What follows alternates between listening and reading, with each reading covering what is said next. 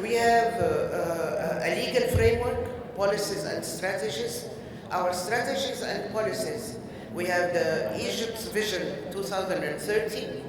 We have the National Strategy for the Empowerment of the Egyptian Women 2030, the National Strategy to Combat Violence Against Women, the National Strategy to Combat FGM. In the year 2017, and in a historical precedent, the Egyptian president declared 2017 the year of the Egyptian women. We were very happy and very proud about this, the first time that happened in Egypt. About the National Strategy for the Empowerment of Egyptian Women 2030, we are also very proud to say that this strategy was the first of its kind globally.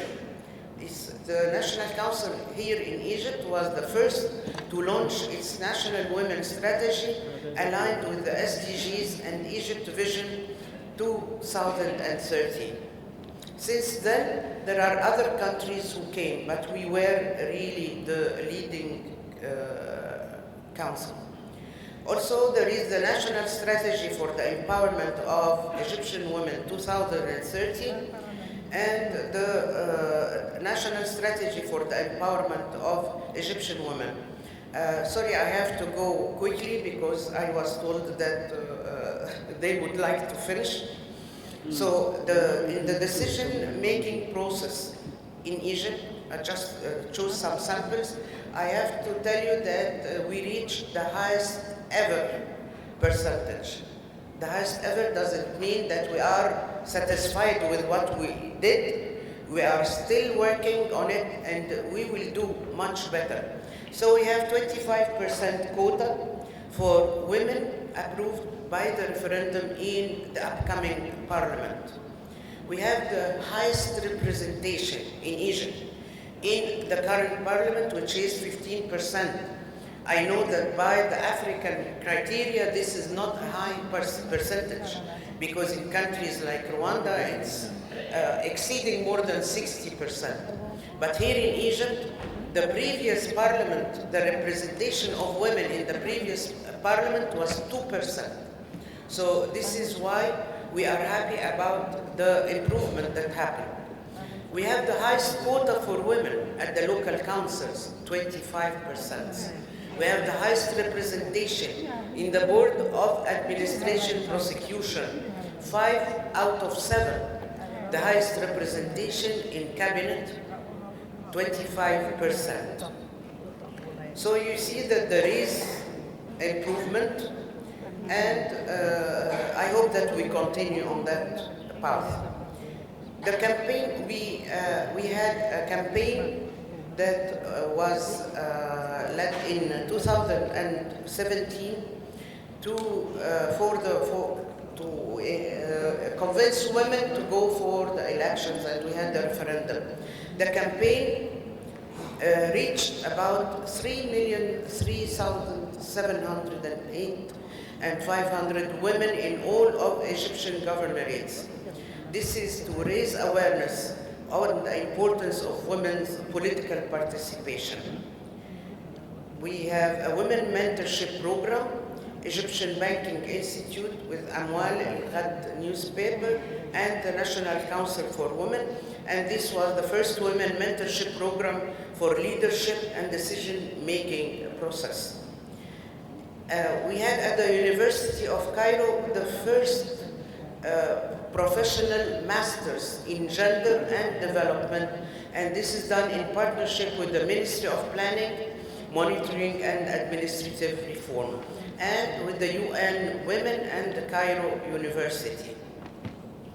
Enhancing political participation and leadership, the percentage of women holding deputy ministers has increased from 17% in 2017 to 27% in 2018. The percentage of women on board of shareholding companies and public agencies has increased from 418 in 2017 to 441 in 2018. Percentage of women on board of the Central Bank of Egypt is 25%. The appointment of disabled women and rural women on the board of the National Council for Women, this was for the first time. We had so many examples. Now the empowerment of women in economic sphere, the unemployment rate among women has decreased from 24% in 2014 to 21.4% in 2018 to 19.6% in the first quarter of 2019. I think these are very indicative percentages. The percentage of women holding bank accounts has increased from 9% in 2015 to 27% in 2017. The percentage of SMEs dedicated for women has increased from 23% in 2015 to 46, so double in 2018. We have the percentage of women in stock exchange, in working in government agencies, and also the government of Egypt has recently taken concrete strategy steps to enhance the financial inclusion of women, such as, and we can read what is written.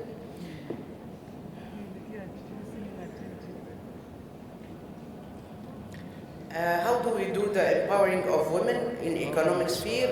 Through all what I mentioned before, through entrepreneurship, skills and development.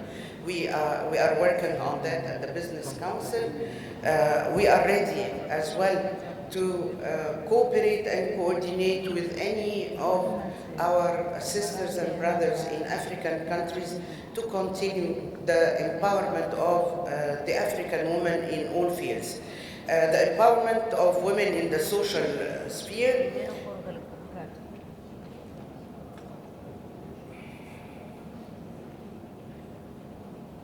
We have an insurance policy scheme that is dedicated to women. It reached about 50,000 women as first-time match gift for Egyptian women.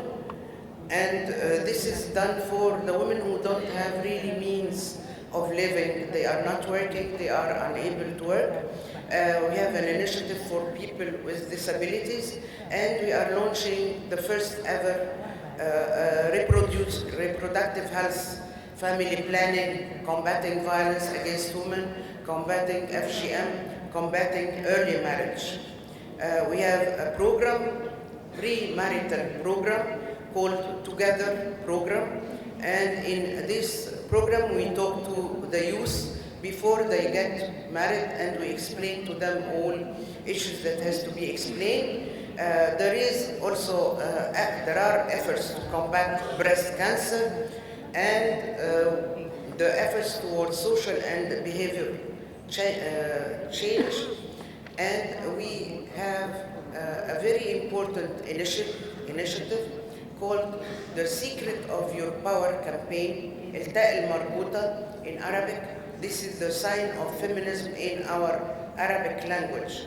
And this initiative reached until now 121 million persons. So you see how far it reached, not only in Egypt, but all over the world. I think they are, we have to finish. So we are ensuring the Egyptian women protection. We are, I talked about this. This is also an important campaign that I have to talk about, which is the Knocking Door campaign. And this Knocking Door campaign is reaching the people at the villages. Until now, we reached about 835 villages in Egypt. We reached the total of 2,245,522 people in all Egypt. through the delegation that we send, they go and knock on the door. Really, they knock on the door and sit with the people face to face to explain to them about FGM, to explain to them about violence, to explain about anything. Awareness is very important for us to promote the issue of gender.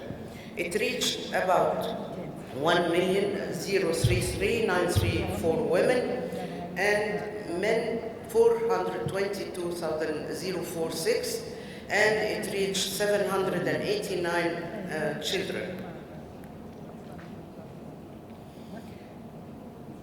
The National Committee of the Eradication of the FGM, it reached a total of 4,102,871 people, ensuring the Egyptian women's protection. All of these are initiatives that are done. And this initiative that I mentioned is done on the underground and metro stations. So people go and talk to the people on the metro stations. Ensuring the Egyptian women's protection and the Egyptian women's representation in international and intergovernmental organizations. We signed and we are members of all or most of the international conventions related to women. We have an international representation in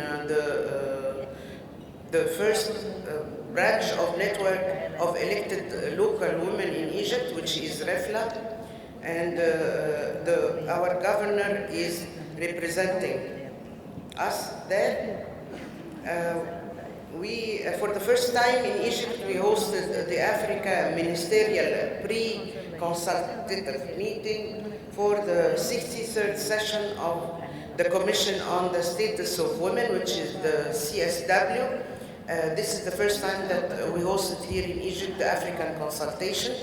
We are participating in all other consultations, and these are our representation in the World Bank and all other things. Long live Africa, long live Egypt. Thank you.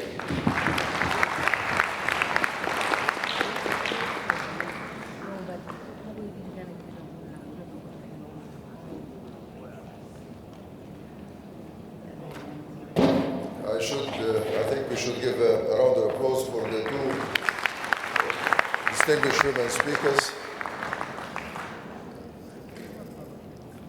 Let me say and repeat what Dr. Shiva had mentioned, that within the composition of the National Committee of the National Commission within the APRM, we had 30%, but the impact of the women involvement commission goes beyond the 30%. I think they did a great job within the Egyptian National Commission dealing with the APRM self-assessment report.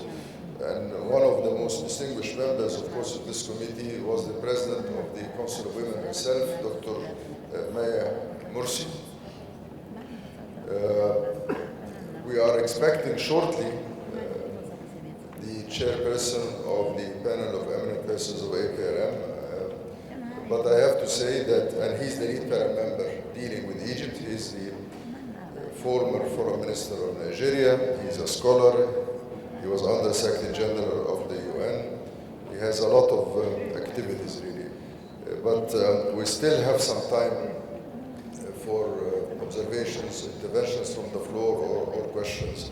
So I would invite participants, if they have a question or an observation, please to raise your hand, please. I hope I can recognize you. Is there any observations, questions?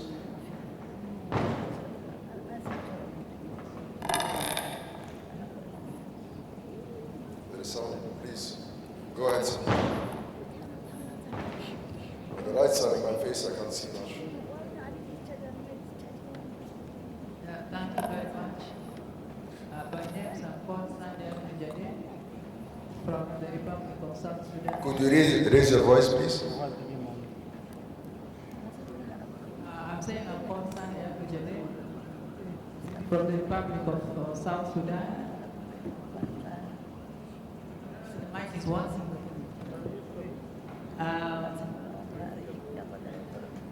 I just want to appreciate really the two presentations. And to the last presentation, I've seen that really Egypt has really done a lot on women issues.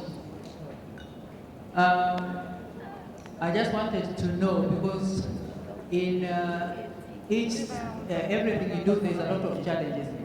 But I did not see you mentioning some of the challenges you occurred during the presentation.